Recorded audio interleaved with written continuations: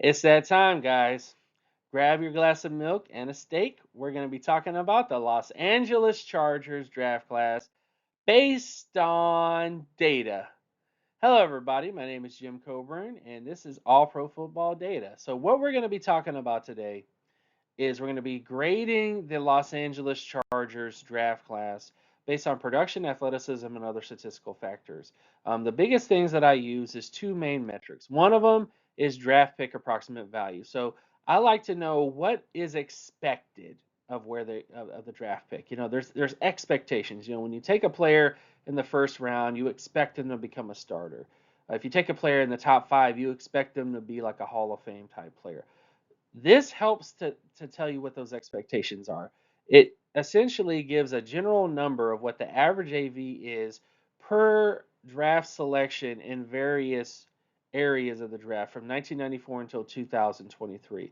So this is, I think, the ideal way of measuring draft pick success if they outperformed their draft status. Because I know a lot of times people will be down on a team if a player doesn't really make it long term, but the fact of the matter is, when you take a player in the fourth round, you don't expect him to become a starter. When you take him in the sixth and the seventh, you don't expect him to become a starter. And a lot of that is because a lot of them don't become starters. So this kind of sets the expectations of what it's expected of that pick. And I use that in terms of my grading. And the way I kind of see if they're going to meet that expectation is with data grades. So what data grades are is I look at things called expected approximate value grades. And what it is it takes a look at the production, athleticism, and physical metrics of a prospect, strength of team, strength of schedule, age, all those different factors are boiled down into one number. And then that one number is used to kind of give a general idea of that prospect from a data perspective. And there were correlations. So if you go to my top 50 prospects video on YouTube, I go into greater detail in terms of each position, in terms of what's expected of them based on their data grade.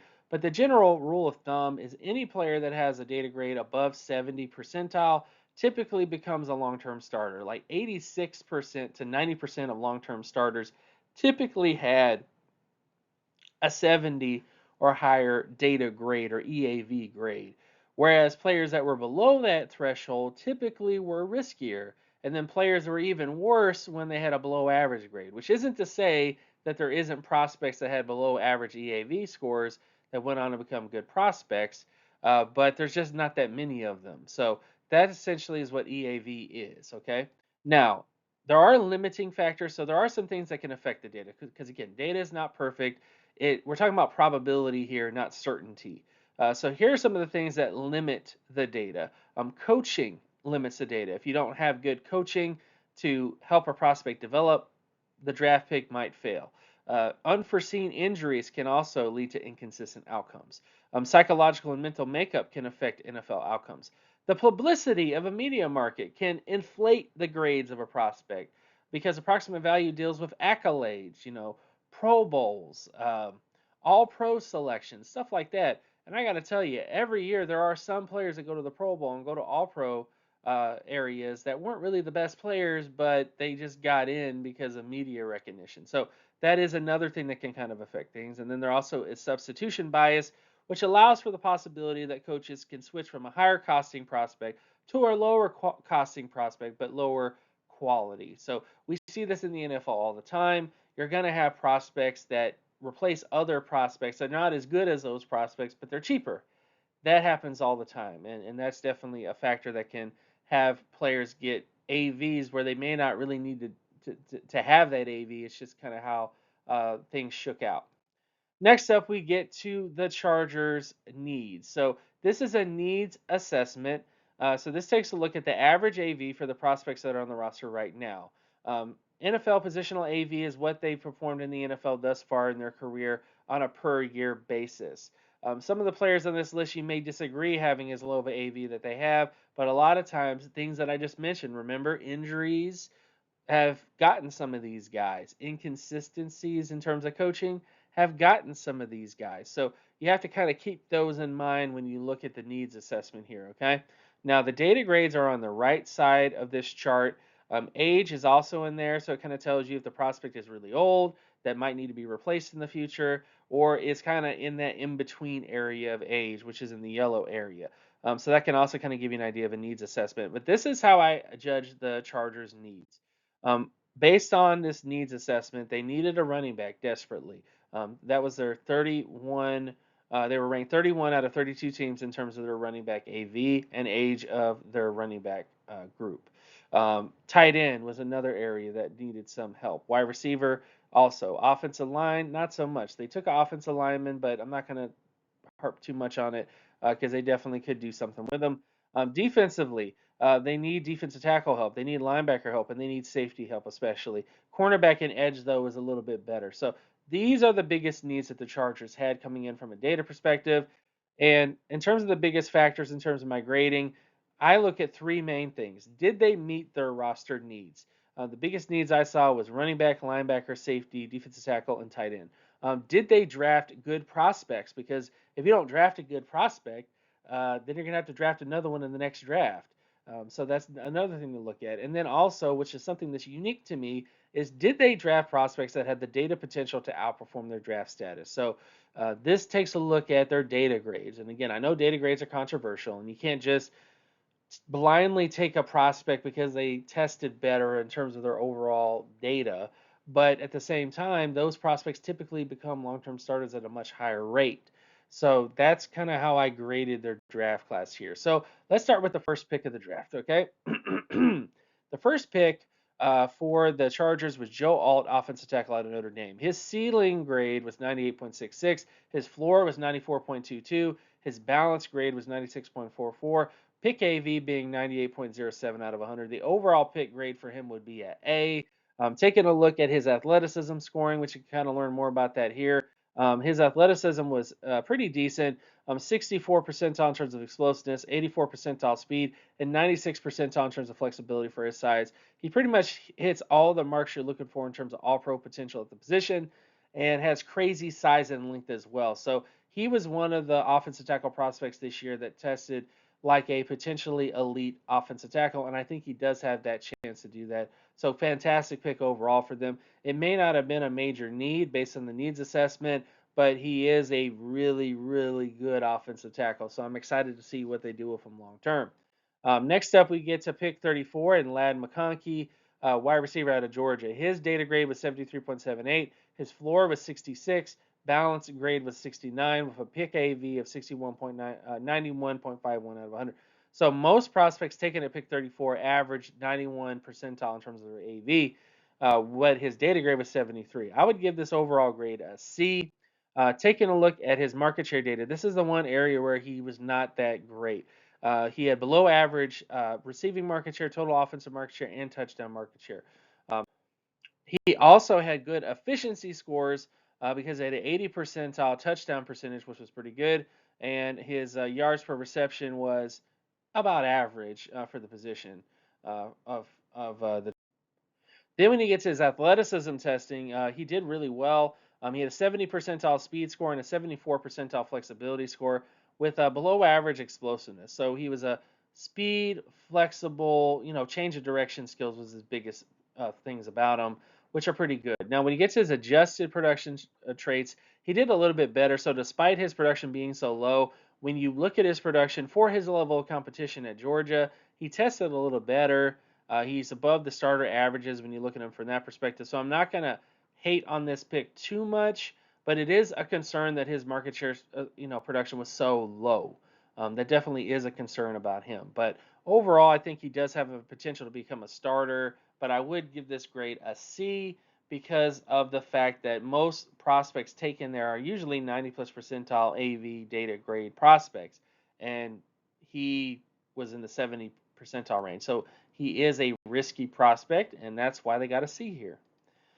Then, of course, we get to the next pick in Junior Colson, linebacker out of Michigan. His data grade was 84.80 out of 100. His floor grade is 59. His balance grade is 72, and his pick AV is 73.75 out of 100. The overall pick grade for him would be a B. Based on his production data, he had a 70 percentile solo tackle score, 38 percentile sack, and then 49 percentile TFL. So he's below the average production scores for most starting linebackers, which is a bit of a concern. When you take a look at his other market share production scores, his forced fumble market share, pass deflection market share, and interception market share were all below average. So he was not really that great of a coverage linebacker in terms of making plays on the football and getting interceptions and all those different kinds of things, and also forced fumbles as well. So he wasn't very. He was only really above average in terms of solo tackle data, but the rest of his data was below average, which is a little bit concerning for the pick here. Also, athleticism wise, he didn't really test. This is his estimated speed score based on NFL Draft Scouts overall estimate. Sort of what they posted on there for what his speed score might be, or what his 40-yard dash should be, which then I took and made a speed score out of. So he does have potentially near elite speed for his size, but we don't really have real testing for him.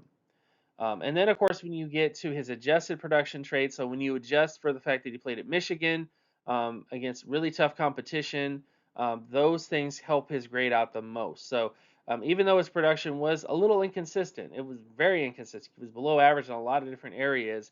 Maybe the fact that he played at Michigan might be able to bump himself up and become better. So this is the only thing that's really holding his profile up is the fact that he played at Michigan. His overall production was not really wanted to where you want it to be, but again, I've you have to give him credit for the fact that all this was done at Michigan. So that's what the adjusted production score does, is it kind of helps bump his grade up into the B area for him. Then, of course, we get to pick 105 in Justin Bogue B, defensive tackle out of Alabama. When you look at his data grade, he had 82 percentile in terms of his data, 54 percentile in terms of his floor, and 68 percentile in terms of his balance grade. The overall pick AV would be 71 percentile. Overall pick grade would be a B. Taking a look at his defensive market share, he had an 83 percentile solo tackle score, 81 percentile sack, and 82 percentile tackle for loss. He had great production traits for the defensive tackle position, especially for the five technique position, which is what his size profile kind of said he was. But when you look at his other market share production scores, he did well there too. Good pass deflection data and good interception data for a defensive tackle, nevertheless. So he did really well in terms of those metrics as well.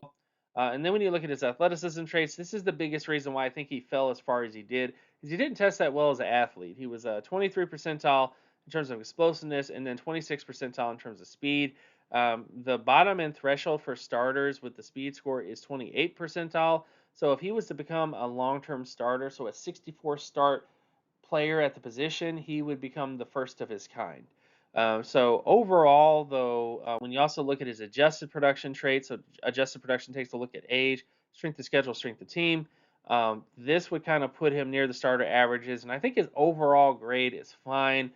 His athleticism is scary, but when you take a look at his production, you take a look at his other factors from that kind of perspective, he could be a decent rotational defensive tackle at the next level, and might outperform his athleticism traits. Maybe he was a little off that day. You never know. But that's kind of how he tested overall. And I think he was a decent pick. Again, not the best pick ever, but definitely somebody who could potentially become a long-term starter, despite the issues with his athleticism traits. Then, of course, we get to pick 137 and Terheeb Still, cornerback out of Maryland. He had a 62 percentile data grade. Floor grade was 41, balance grade was 52, and then the pick AAV was 37.84. His overall pick grade would be a D. He didn't really have, 70, 80, 90 percentile data grade here, which is why he was sort of graded out as a D. When you take a look at his production traits, he did have good production, 85 percentile in terms of interception data, 85 percentile in terms of pass deflection data. But when you look at his athleticism traits, he was a little below average in terms of his speed score, and his flexibility score was average. So athleticism wise isn't exactly where you want it to be. And then when you look at his pass score, he had a really good pass score with an average age score. And that's the biggest thing that kind of drops his profile a little bit, is his age. But he does have potential to become a starting cornerback. So I do like that about him. I think there are some positives to him overall. But athletically speaking, he might be a bit of a liability in coverage, but we'll just have to see long term. He did have good production traits, and that's the big reason why his data score is sitting at a D. Then, of course, we get to pick 140 and Cam Hart, cornerback out of Notre Dame. Taking a look at his data grade, he had a 67.26 score, his floor is 41, his balance grade is 54, with a pick AV of 58.49 out of 100. Overall grade here would be a D based on his data grade. Taking a look at his production traits, he did really well in terms of pass deflection data, but below average in terms of interception data and solo tackle data. When you look at athleticism traits, he did have a really good explosion score. He had 90 plus percentile in terms of explosiveness, with above average speed and below average flexibility. So he tested like a zone corner. In many ways, he kind of tested like Richard Sherman in terms of his athleticism testing. I'm not going to say he's going to be the next Richard Sherman, because he doesn't quite have the same production traits that Richard Sherman had. Richard Sherman was a tremendously productive player at Stanford, but he does have a similar athleticism trait for him, and maybe that's something that might happen long term. You never know, but overall, he does have good athleticism traits for his zone corner. Then, of course, we get to his adjusted production traits. Not that fantastic. Below average in terms of his adjusted production. A lot of that, again, is because of his solo tackle data and his interception data. Did have good pass deflection data, but those are the biggest things that kind of hold his profile down. Overall, again, I would give this grade a D. I think he lacks the production that you're looking for in terms of long-term starters, and does have inconsistent athleticism traits because of his speed and flexibility. But we'll have to see what happens with him long term. This might be a pick that could turn out and be sort of an outlier, but you never know. Then, of course, we get to pick 181 in Kamani Vidal, running back out of Troy. This was probably my favorite pick for the Chargers. His data grade is 82 percentile. His floor grade is 49. Balance grade is 66. Pick AV is 17.76. Overall pick grade would be a B.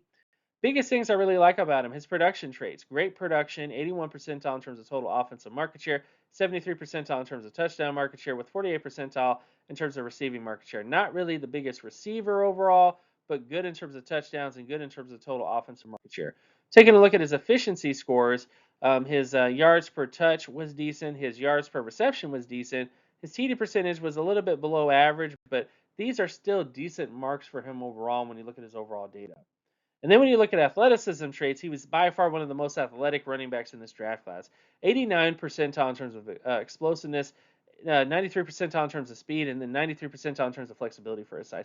These are ridiculously incredible numbers. This is LaDainian Tomlinson level athleticism. It really is, I got to tell you. In fact, I'm probably going to make a video about that pretty soon. But this is great athleticism traits. He had good production. And also, adjusted production wise, it was not really quite near the starter averages at the position when you look at his adjusted production, but he did have good athleticism, good production overall, and a lot of this was because of playing at Troy. If he had played at any other program and put up these numbers, I think he would have scored a little bit better. But I'm excited about him here because he has good athleticism, good production. He's going to a football team that's going to run the football with a vacancy at the running back position. And as much as everybody loves Gus Edwards, you got a guy coming in that potentially could take his job. So please, please, please, please, please keep an eye on him. There might be some good things there. Then, of course, we get to pick 225 and Brendan Rice, wide receiver out of USC. His data grade is 81.63 out of 100. Floor grade is 37.93. Balanced is 37.93. I think that's a little bit different. And then pick AV is 8.49. Overall pick grade would be a B. Taking a look at Brendan Rice's data, 47 percentile in terms of his receiving market share, 50 percentile in terms of his total offensive market share, with 72 percentile in terms of touchdowns. He was much better in terms of getting touchdowns with the football versus everything else. Taking a look at efficiency traits, he was very efficient with the football, 80 percentile in terms of his efficiency numbers there, with yards per reception, and really great in terms of touchdown perception, 90 plus percentile in terms of his touchdown data. So I'm really excited about him because of that. And then when you look at athleticism traits, he was above average in every single metric, athletically speaking, and adjusted production wise, he was above the starter averages at the position. So do not be surprised if Brandon Rice becomes the starting wide receiver for the Los Angeles Chargers. The Chargers have a need at the wide receiver position, and I think skill position wise, everything is wide open for them. So do not be surprised if Brandon Rice ends up becoming a starting wide receiver for them. Now, do I think his upside is like elite? Probably not. He might be closer to just a regular schmegular starter, but he does have the athleticism and the production traits necessary to do something interesting on the Chargers. So I am excited about this pick from that perspective. And they got him in the 7th round. I mean, he's most players taken where he was taken at become nothing. So if he at least becomes a backup rotational starter, that's a great pick for them. Then, of course, you get to pick 253 and Cornelius Johnson, wide receiver out of Michigan. His data grade is 36.72. His floor grade is 21.81. Balance grade is 29.27 with a pick AV of 3.86. Overall pick grade would be a F because of his data grade. He has very low data grade. And the reasons why is when you look at his production traits, he was below average in terms of everything in terms of his production. Taking a look at efficiency, he was below average in terms of efficiency. And athletically, he was very athletic. He had great explosion speed testing at the position, but his adjusted production traits are not exactly where we want it to be. So overall, this kind of screams a Harbaugh selection. He must really like Cornelius Johnson for reasons other than what he did at Michigan on the football field. Maybe off the football field, there's something to him, but overall, this is kind of how he graded out. I think I would expect him to be more so a backup or rotational guy for them more than anything else. Overall, the final grade that I would give the Los Angeles Chargers would be a C. Did they meet their roster needs? I would say yes. Did they draft good prospects? I would say yes. Did they draft prospects that have the potential to outperform their draft class? I would say yes. I did feel like the value for some of their picks weren't the best. I felt like the cornerbacks that they selected, even though some of them do have potential to become starters, their athleticism is very suspect. I think Lad McConkey was a bit of a suspect pick because of some of the inconsistencies with his data. So again, from a data perspective, this draft wasn't the best. Does it have potential to be very good? Absolutely. But based on the trends, not all of these picks are going to hit. And the picks that usually hit more often have above average data grades. So that's kind of the biggest concerns there. But overall, I do like the draft class. I think there was a lot of really interesting prospects selected, and I'm excited to see what the Chargers do in the future. So with all that stuff out of the way, be sure to check out my Patreon page at patreon.com/jcoburn to learn more about the stuff that I do. Check out my X, formerly known as Twitter account at Geometrics, and also to check out and buy and purchase the 2024 NFL Draft Analytics Guide available today. Link is in the description for that. And guess what, guys? All the players I just talked about today are in that guide. So if you want to learn more about them, buy the analytics guide. You'll learn a lot more about them. You'll learn a lot more about the draft in general, how to evaluate players using data. Just all that stuff is in there. So please, please, please, please, please consider buying that guide. It helps the show out a lot as well. And I'll see you guys in the next episode. Peace.